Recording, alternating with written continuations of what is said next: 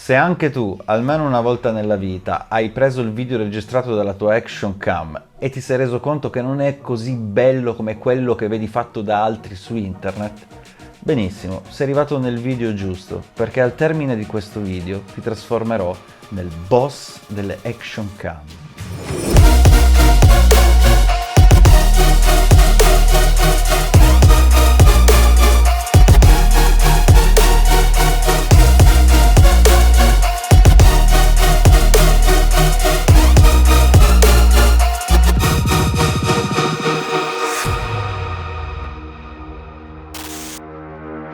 Questo video che andrete a vedere è valido per qualsiasi tipo di action cam, a partire dalle GoPro, dalle Osmo, dalle Insta, insomma, tutto quello che vi spiegherò sarà applicabile ovunque. Quello che dovete assolutamente comprendere è che in una videocamera professionale, come in una action cam, ci sono dei parametri che possono essere impostati automaticamente o manualmente, che saranno quelli che poi andranno a determinare la qualità della vostra ripresa.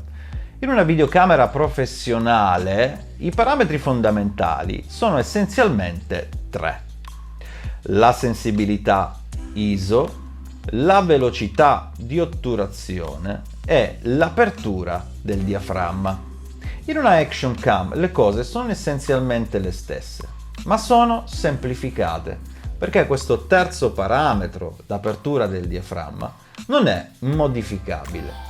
Quindi, per imparare a usare la nostra action cam, dobbiamo imparare a capire come funzionano e come vanno modificati la sensibilità ISO e la velocità di otturazione, o detta anche shutter speed in inglese. Questi due parametri li trovate in qualsiasi menu delle vostre action cam, possono essere impostati automaticamente o manualmente. Io prenderò come riferimento la mia GoPro, ma questo che vi andrò a spiegare è applicabile su qualsiasi tipo di videocamera.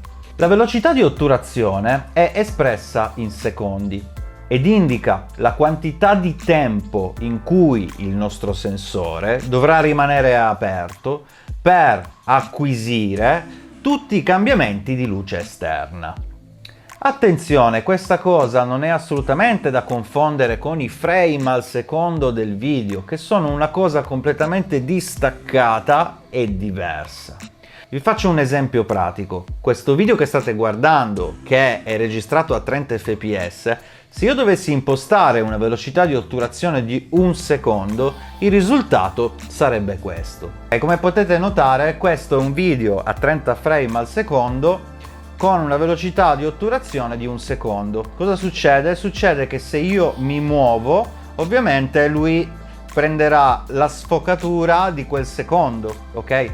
Quindi verrebbe una cosa assolutamente così è ingestibile. Adesso ho reimpostato la videocamera alla mia velocità di otturazione, che non è 1 secondo ma è 1/60 di secondo. Sto parlando di frazioni, ovviamente. Quando andate a modificare questo parametro nei menu delle vostre action cam, ovviamente trovate le frazioni: 1/30 di secondo, 1/60 di secondo e così via. Più il secondo numero è alto e meno tempo il nostro sensore rimarrà aperto. La prima cosa che abbiamo notato è che cambiando la velocità di otturazione andremo a cambiare il livello di motion blur, se vogliamo chiamarlo così, o comunque di sfocatura che ritroviamo poi nel nostro video. Per avere un video fluido c'è una regola fondamentale che vale per qualsiasi tipo di videocamera o action cam: bisogna andare a settare una velocità di otturazione che è sempre il doppio rispetto a frame al secondo in cui stiamo registrando il video. Se io registro un video a 30 frame al secondo, dovrò impostare una velocità di otturazione di 1/60 di secondo. Se il video sarà a 60 frame al secondo, la velocità di otturazione sarà 1/120 di secondo. Andiamo a vedere praticamente quali sono le differenze. Adesso prendo la mia GoPro e vi faccio vedere qualche esperimento. Allora, partiamo con 1/30 di shutter speed. Se fermiamo l'immagine possiamo notare il motion blur della mano, che è gigantesco. A 1/60, se fermiamo, abbiamo un motion blur bello, non invasivo, che ci sta. a un 120esimo la mano già, infatti il motion blur scompare di netto. Andiamo avanti a 1,240, la mano sembra finta, se mettiamo pausa il motion blur quasi non esiste.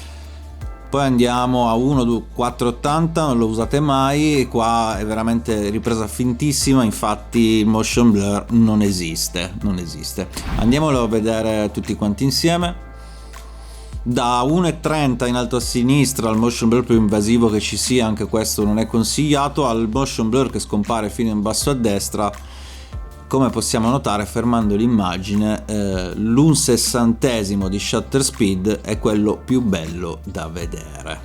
Quindi, cosa fondamentale, la velocità di otturazione va sempre impostata il doppio dei frame rate a cui stiamo registrando. C'è anche un'altra cosa da capire, che la velocità di otturazione, oltre che andare a modificare il livello, chiamiamolo smooth, del nostro video, va a modificare la quantità di luce che entra. Questo cosa vuol dire?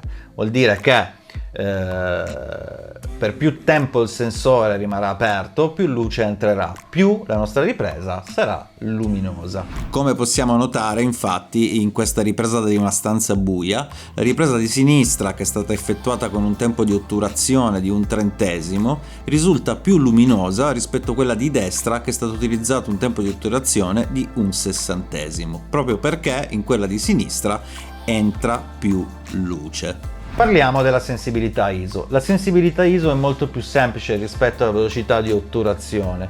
Dobbiamo immaginarcela come un incremento di luminosità della nostra ripresa a livello software. È come se fosse un potenziometro che più alziamo e più la nostra ripresa diventa luminosa.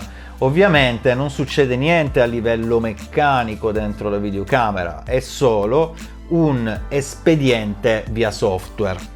Anche se non è software, però noi immaginiamocela così. Incrementare l'ISO per aumentare la luminosità ha però i suoi svantaggi, in quanto il risultato di un ISO alto per rendere magari più luminosa una ripresa fatta di notte ci farà apparire il classico effetto nebbia, no? Dei video registrati dal cellulare di notte, per esempio, no? Quindi più basso è questo ISO e più sicuramente sarà di qualità la nostra ripresa. Ogni videocamera, come ogni action cam, ha dei livelli di ISO che sono accettabili, mentre degli altri che sono inusabili. Inusabili nel senso che sì, ok, funziona comunque, ma quando guardate quel video non è guardabile, nel senso vedrete solo nebbia e cose tutte male, insomma. Facciamo un piccolo esperimento con la mia GoPro e andiamo a vedere quali sono gli ISO usabili e quelli non usabili. Partiamo da ISO 100, siamo al livello più basso di ISO, quindi l'ISO più pulito, ovviamente anche quello che dà meno luminosità, però siamo alla perfezione qua. ISO 200, quindi saliamo, la ripresa è ancora pulita, non c'è nessun tipo di artefatto o comunque nebbia che appare nel video. Continuiamo a ISO 400, la ripresa si illumina di più, non c'è ancora nebbia, non ci sono artefatti, quindi usabilissimo questo tipo di ripresa. Saliamo a ISO 800, la stanza è illuminata, vediamo zoomando, ok, si comincia a intravedere una nebbiolina sui muri che comunque è usabilissima. Saliamo a 1600, ecco, anche qua abbiamo artefatti sul muro, andiamo a vedere. Sono molto di più dell'800, tant'è che io questa ripresa già la scarterei. Andiamo a 3200, artefatti sempre di più, il rumore aumenta, questa ripresa non è assolutamente utilizzabile, direi di salire anche se siamo a 6400, qua abbiamo nebbia dappertutto, ripresa non utilizzabile, assolutamente da buttare, questo è quanto. Andiamo lì a vedere tutti insieme. Come abbiamo capito, da ISO 100 a ISO 800 le riprese sono sicuramente utilizzabilissime. Da ISO 1600 in poi già no. Il 1600 è un po' in dubbio, ma dal 3200 in su sono assolutamente da buttare.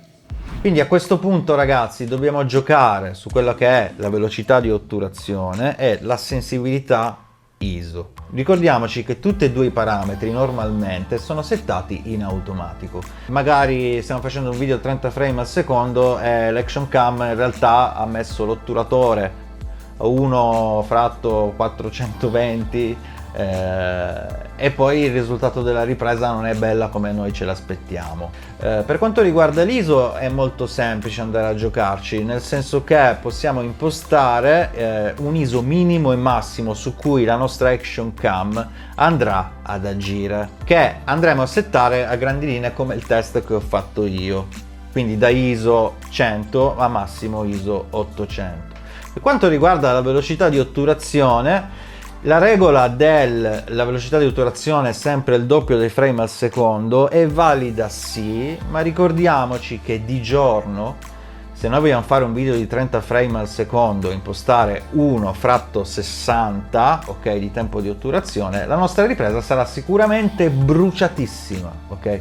Perché con un sessantesimo di secondo entrerà talmente tanta luce dentro il sensore che la nostra ripresa sarà completamente bruciata. Vi faccio un esempio pratico. Supponiamo che oggi andiamo a volare in montagna e ci ritroviamo in un posto tipo questo, ok? Quindi una splendida montagna con un sole accecante. Dobbiamo registrare il nostro video a 30 frame al secondo e velocità di otturazione un sessantesimo. Adesso prenderò questa videocamera che ho davanti a me e vi farò vedere come funziona andando a riprendere la situazione in montagna.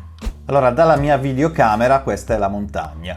In basso a sinistra il mio tempo di otturazione o shutter speed di un 400esimo di secondo. Visto che sto registrando a 30 fps, lo voglio abbassare a un 60esimo di secondo per avere una ripresa più smooth e cinematica. Quindi scendo con il valore fino ad arrivare a un 60esimo.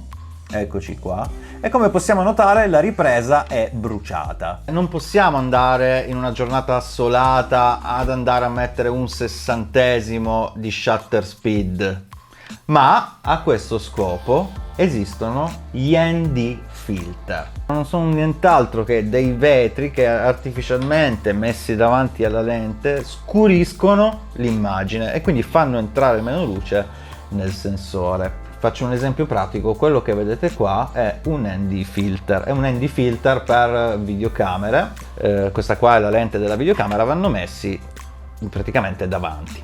In questo caso particolare, per farvi capire come funziona, è un ND filter variabile, quindi ha una rotellina che girando, ok, scurisce l'immagine che sta dietro. Guardate, se io apro, ok, si schiarisce, se io chiudo si scurisce. Ma io direi una cosa, ritorniamo in montagna e andiamo a vedere come si utilizza l'ND filter. Torniamo alla nostra videocamera con il nostro paesaggio bruciato, questo è il nostro ND filter che adesso andrò a mettere sull'obiettivo.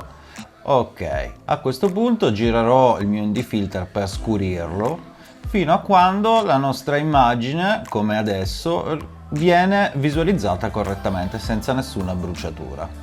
Quindi, come abbiamo capito, per registrare con uno shutter speed di un sessantesimo abbiamo bisogno di utilizzare un ND filter di giorno, ok? Di notte non è necessario, ma di giorno assolutamente sì.